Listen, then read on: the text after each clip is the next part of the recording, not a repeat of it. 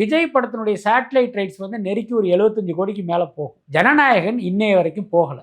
என்ன காரணம்னா, இங்கே வந்து பல சேனல்கள் இருந்தாலும் இந்த சேட்டலைட் ரைட்ஸை வாங்குற சேனல் எதுன்னா Zee TV, Vijay TV, Sun TV, இந்த 3 தான். கலைஞர் டிவி, கலைஞர் டிவி நம்ம கணக்கில் எடுத்துக்க வேண்டியதில்லை, அது மக்கள் பார்க்குற தொலைக்காட்சி அது இல்லை.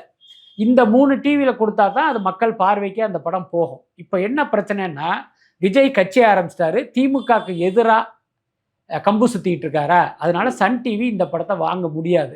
அவங்க வாங்கினாங்க அப்படின்னா தயாநிதி மாறனுடைய பதவி போயிடும், மாறன் குடும்பத்தை கலட்டி விட்டுருவாங்க. ஸோ அவங்க வந்து திமுகவை நம்பி தான் அந்த கார்பரேட் இயங்குறதுனால இந்த படத்தை வேணான்னு அவங்க முடிவு பண்ணிட்டாங்க. அதுக்கு அடுத்து இருக்கிறது ஜி டிவியும் விஜய் டிவியும்.